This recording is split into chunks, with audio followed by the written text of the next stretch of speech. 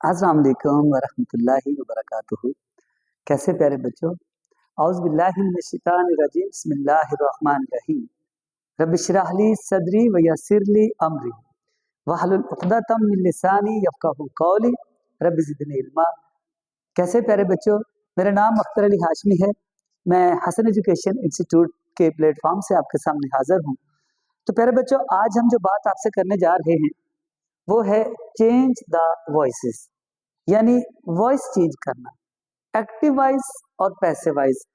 बाज़ औक़ात ये होता है कि अंग्रेजी में आपको एक्टिव आता है, आपने उनके पैसिव बनाने होते हैं। बाज़ दफ़ा पैसिव आ जाते हैं, आपने उनके एक्टिव बनाने होते हैं। तो चलिए इस बात को लेकर आगे चलते हैं। आज हम जिस टेंस की बात करने जा रहे हैं, जिसको हमने चेंज द वॉइस के लिहाज से करना है, वो है हमारा प्रेजेंट इंडेफिनिट टेंस। अब पैसिव वॉइस किसे आएंगे? जिससे इसका एक्टिव पहले आएगा। तो चलिए पहले एक्टिव सीख लेते हैं। इस टेंस की पहचान क्या है, आईडी क्या है कि उर्दू के फिक्रे के आखिर में आपके पास आएगा ता है, ती है, ते है, ता हूं, ती हैं वगैरह जैसे अल्फाज आएंगे। मिसाल के तौर पर आप देख सकते हैं, मैं खत लिखता हूं। अब लिखता हूं से पता चला कि हमारे पास ये जो सेंटेंस है ये प्रेजेंट इंडेफिनिट का है। फॉर्मेशन चेक कर ले, मेथड वो क्या है। अगर आपके पास हो आई, वी, यू, दे प्लूरल, तो आपने उनके साथ फर्स्ट फॉर्म लगानी है। ही, शी, इट या कोई सिंगुलर नाउन आ जाए तो अब आपने फर्स्ट फॉर्म के साथ साथ उसके एस या ईएस का इजाफा भी करना है। यानी पहले तो ये बात ध्यान में रखिए कि फर्स्ट फॉर्म तो दोनों के साथ लगनी है, किन के साथ एस या ईएस का इजाफा होना है आप देख सकते हैं। अगर तो ही, शी, इट सिंगुलर नाउन है तो उसके साथ एस या ईएस का इजाफा करना है, वरना आई, वी, यू, दे प्लूरल है, आप देख सकते हैं कि उनके साथ सिर्फ फर्स्ट फॉर्म ही रखनी है, एस या ईएस का इजाफा नहीं करना। अच्छा, अगर नेगेटिव करने की बात आ जाती है तो आपको पता है, अगर आपके पास ये चीजें हों तो आपने डू नॉट लगाकर ये फर्स्ट फॉर्म आगे लगानी है। और अगर बात आ जाए इन प्रोनाउंस की तो अब आपने डू नॉट की बजाय लगाना है डज नॉट, और ये सिर्फ बगैर एस या ईएस के आगे आपने फर्स्ट फॉर्म लगा देनी है। यानी यहां तक हमारी बात हुई कि किन के साथ फर्स्ट फॉर्म सिंपल है और किन के साथ फर्स्ट फॉर्म एस या ईएस है। नेगेटिव बनाने के लिए किन के साथ डू नॉट लगना है और किन के साथ है डज नॉट लगना है। यहां तक क्लियर हो गया। अच्छा, अब क्या आते हैं कि हमने फर्स्ट फॉर्म के साथ एस या ईएस लगाना है। अब अगला मसला ये हुआ कि एस किन के साथ लगाना है और ईएस किन के साथ लगाना है। अगर तो वर्ब की फॉर्म एंड करे आपकी एस एच, सी एच या एक्स या ओ पे या सिंपल एस पे, तो आपने उनके साथ ईएस लगाना है।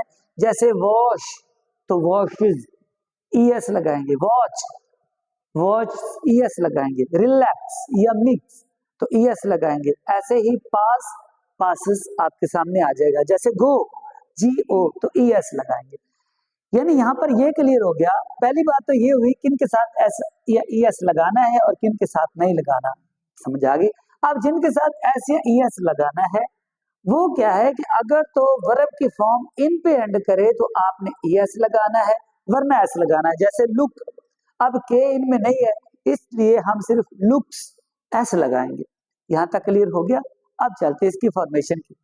सबसे पहले आपने सब्जेक्ट लगाना है, सब्जेक्ट के बाद फर्स्ट फॉर्म लगानी है। जरूरत पड़े तो एस या ईएस लगाना है। जरूरत क्या पड़े, अगर तो सब्जेक्ट इनमें से कोई होगा तो हम सिर्फ फर्स्ट फॉर्म लगाएंगे, नीचे वालों में से कोई सब्जेक्ट होगा तो फर्स्ट फॉर्म के साथ साथ हमने एस या ईएस भी लगाना है। अच्छा, उसके बाद है ऑब्जेक्ट, यानी मफूल जिस पर काम हो रहा है, और उसके बाद आ जाता है R O S, rest of the sentence, यानी remaining part of the sentence. मतलब मैं सुबह सुबह ठंडी हवा में सोने के फौरन बाद वॉक करता हूँ। अब असल में मैं वॉक करता हूँ, ये सुबह सुबह सोने के बाद ठंडी हवा में, तो ये सेंटेंस का एक जायद हिस्सा है, remaining part of the sentence है, इसलिए हम उसे आर ओ एस कह देते हैं। नेगेटिव के लिए अब देखिए, मैं ये अप्लाई कर लूं। सबसे पहले है सब्जेक्ट। अब मैं आपका सब्जेक्ट है, वो मैंने लिखा यहाँ पे आई। उसके बाद फर्स्ट फॉर्म है और वो है लिखना, वो इधर आ जाती है राइट। अगर यहाँ पर ही शी इट या सिंगुलर होता तो हम इसे राइट्स कर देते। उसके बाद आ जाता है जी आपके पास ऑब्जेक्ट और वो है आपके पास आ लेटर। तो बना देखिए इधर आई राइट आ लेटर, ये है जी इसका पॉजिटिव का। अगर आपने नेगेटिव करना है तो सब्जेक्ट के फौरन बाद या डू नॉट लगेगा या डज नॉट लगेगा, ये कौन फैसला करेगा, ये वाला पोर्शन कि किन के साथ हमने डू नॉट लगाना है और किन के साथ हमने डज नॉट लगाना है। उसके बाद फर्स्ट फॉर्म होगी, ऑब्जेक्ट होगा और सेम आरओएस। जैसे आप देख सकते हैं कि नेगेटिव में मैं खत नहीं लिखता, तो सबसे पहले हम इसकी बात करेंगे सब्जेक्ट की, वो है आई। आई के लिए हम लगाते हैं डू नॉट और फर्स्ट फॉर्म बनेगा आई डू नॉट राइट। उसके बाद ऑब्जेक्ट है आ लेटर, तो मैं खत नहीं लिखता, इसकी मदद से बन गया I do not write a letter. चलते हैं आगे। अगर आ जाता है आपका इंट्रोगेटिव, इतनी समझ आपको आ गई, डू किन के साथ है, डज किन के साथ है। अब इनमें से कोई हो तो आप डू शुरू में ले आएंगे, इनमें से कोई हो तो आप डज शुरू में ले आएंगे। तो देखें सबसे पहले आई है, हमने क्या लिखा, क्या मैं खत लिखता हूं, क्या मैं आई, आई के साथ डू है, do I write a letter. ये देखें जी, क्या मैं खत लिखता हूं, do I write a letter, कि क्या मैं खत लिखता हूं। This is your interrogative. तो ये था बच्चों आपके पास हमारा पॉजिटिव का यानी एक्टिव का, जिसमें पॉजिटिव नेगेटिव और इंट्रोगेटिव हमने सीखे। क्योंकि ये उन बच्चों के लिए वीडियो जिन्होंने ऑलरेडी 12 के 12 टेंसेस कर लिए हैं पैसिव वाइज, तभी शुरू हमने किए हुए हैं। तो एक्टिव सीखने के बाद अब हम बात करते हैं पैसिव की। तो चलिए मेरे साथ पैसिव की बात कर लेते हैं। देखिए बच्चे, ये फार्मूला एक्टिव का है, ये फार्मूला आपका पैसिव का है। करते क्या है, आपके पास सब्जेक्ट का फर्स्ट केस होता है, जैसे आई वी यू, आपने उनका थर्ड बना देना होता है जब आप उसे यहाँ पे लेकर आएंगे। इधर ऑब्जेक्ट का थर्ड केस होता है, जैसे ही लव्स मी, तो जब ऑब्जेक्ट इधर आएगा तो उधर सब्जेक्ट लेकर जाएंगे शुरू में। आप ये देखें सब्जेक्ट ऑब्जेक्ट शुरू में आ गया, यानी ऑब्जेक्ट शुरू में आ गया और ये सब्जेक्ट है वो आखिर में चला गया। तो ये तरतीब है आपके पैसिव वॉइस की। अच्छा, अब करना क्या होता है, बाज़ दफा उर्दू में सेंटेंस आता है, आप पहले उस पर एक्टिव लगाते हैं, जब लग जाए तो फिर उस पर पैसिव बनाते हैं। बाज़ दफा क्या होता है कि आपको एक्टिव बनाकर दे दिया जाता है, यानी कि ये फार्मूला यहाँ पे अप्लाई ऑलरेडी हो चुका है, अब आपने इस सेंटेंस पर ये फार्मूला अप्लाई करना है, तो पैसिव वॉइस बन जाएगा। आइए देखते हैं, यहाँ पे है हमारे पास, ये है सब्जेक्ट वो है आई, ये है वर्ब वो है राइट, ये है ऑब्जेक्ट और ये है आपका आ लेटर। अब हमने करना क्या है, ऑब्जेक्ट शुरू में ले आना है। लो जी, ऑब्जेक्ट हम शुरू में ले गए, वो बना मेरे पास आ लेटर। उसके बाद है सूटेबल हेल्पिंग वर्ब, जो कि लेटर एक है इसीलिए लगेगा इज। थर्ड फॉर्म आ जाएगी राइट रोट रिटन, वो बनेगा अ लेटर इज रिटन।